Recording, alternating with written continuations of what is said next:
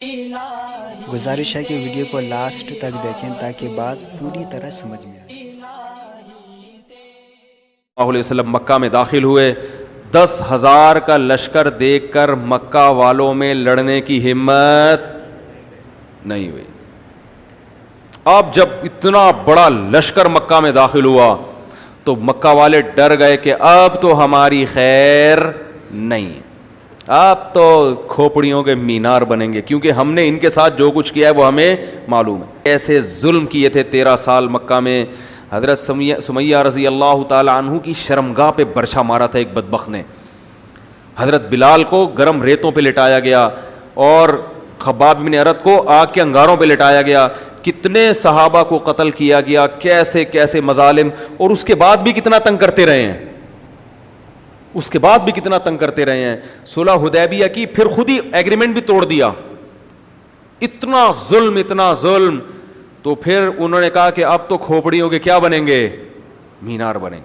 لیکن آپ صلی اللہ علیہ وسلم نے جاتے ہی اعلان کیا کہ آج میں تم سے وہی کہوں گا، تم مجھ سے کیا توقع رکھتے ہو؟ تو انہوں نے کہا آپ بڑی تعریف کی، آپ بڑے اخلاق والے ہیں۔ تو آپ نے فرمایا آج میں تم سے وہی کہوں گا جو یوسف علیہ السلام نے اپنے بھائیوں سے کہا تھا۔ بھائیوں نے ظلم کیا تھا نا، کیونکہ یہ تو سارے آپ کے رشتہ دار تھے نا، قبائل کے لوگ تھے۔ تو یوسف علیہ السلام نے کہا تھا لا تثریب علیکم اليوم، تم پر کوئی حرج نہیں ہے۔ تو آپ نے فرمایا سب معاف ہے، انتم العتقاء، کوئی غلام بھی نہیں بنے گا، ورنہ تو جنگوں میں غلام بنا لیتے ہیں نا، سب معاف۔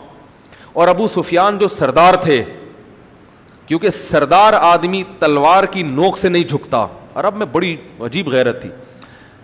ابو سفیان نے کہا میں اگر مسلمان ہو گیا تو اس کا مطلب میں ڈر کے مسلمان ہوا ہوں نا، تو اس لیے آپ صلی اللہ علیہ وسلم نے ارادہ کیا کہ ابو سفیان کو عزت دی جائے۔ یہ وہ ہے نا کہ لوگ عزت دار لوگوں سے عزت والا معاملہ کرو، حدیث میں آتا ہے نا۔ میں کہتا ہوں سیرت کو انسان تمیز سے پڑھ لینا، ہر چیز ملتی ہے نبی کی سیرت میں، دنیا میں جینے کا سلیقہ آتا ہے کہ کیسے رہا جاتا ہے۔ تو چونکہ عزت دار آدمی تھا تو عزت دار آدمی کو کیا چاہیے، عزت۔ تو آپ نے فرمایا ابھی مسلمان نہیں ہے، تو ابو سفیان نے اسلام بھی قبول کیا، اور آپ نے ان کو پروٹوکول کیا دیا، فرمایا جو ابو سفیان کے گھر میں گھس جائے گا اس کو میری طرف سے پناہ ہے، اس کا خون کیا ہو گیا، معاف۔ تو یہ پروٹوکول دے رہے ہیں کس کو، حضرت ابو سفیان۔ حضرت ابو سفیان بھی مسلمان ہوئے۔ آپ کے بیٹے عکرمہ، وہ بھی بڑے لڑاکا تھے، مسلمانوں سے بڑی دشمنی تھی، وہ نکل لیے۔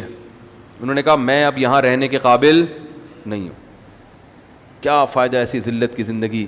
وہ مکہ چھوڑ کر بحری جہاز کے راستے سے فرار ہو رہے تھے کہ طوفان آ گیا۔ طوفان آیا نا، چاروں طرف سے موت۔ تو انہوں نے اللہ سے دعا مانگی، اللہ اگر تو نے مجھے زندگی دے دی تو میں محمد صلی اللہ علیہ وسلم کے پاس جا کر اسلام قبول کر لوں گا۔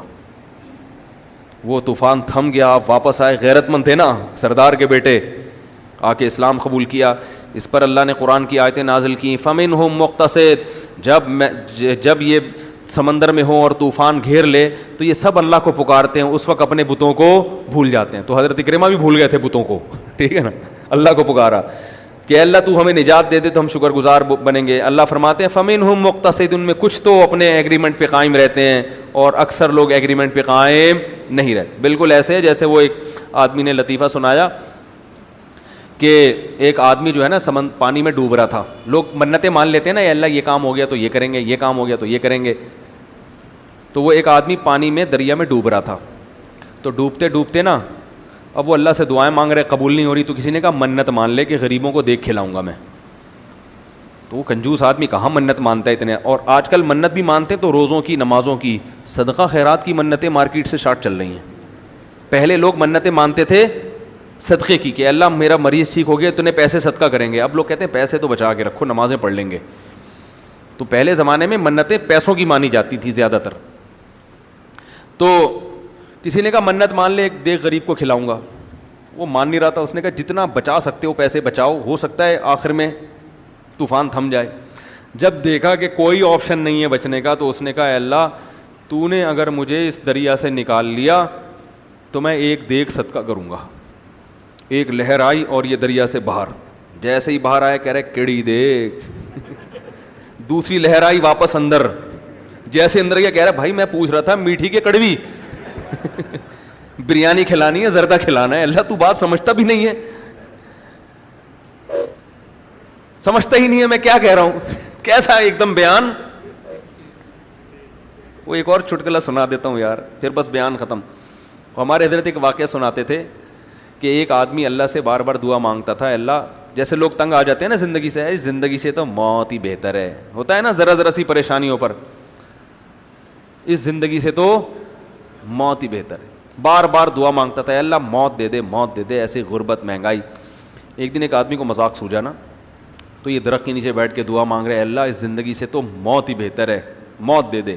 اوپر سے اس نے رسا پھینکا اور اس میں پھندا بنا ہوا ہے, وہ پھندا اس کے سامنے آ کے لٹک گیا, اور یہ دعا مانگ رہے اللہ موت دے دے. تو جب پھندا سامنے دیکھا نا, کہتے ہیں اللہ یہ کیا ہے. اوپر درخت سے اس بندے نے نا ڈرامہ کیا, اس نے کہا اے میرے بندے, تو چونکہ بار بار موت کی دعا مانگ رہا تھا تو آج میں نے تیری دعا قبول کر لی ہے, تو اس میں اپنا سر داخل کر لے, میں تجھے اٹھا لوں گا. تو کہتے ہیں اللہ یہاں تو کوئی کسی سے مذاق بھی نہیں کر سکتا, اے اللہ یہاں تو کوئی کسی سے, میں تو مذاق کر رہا تھا. تو حضرت اکرمہ رضی اللہ عنہ نے منت مانی کہ اللہ بچا لے گا تو اپنی اس منت پر قائم رہے.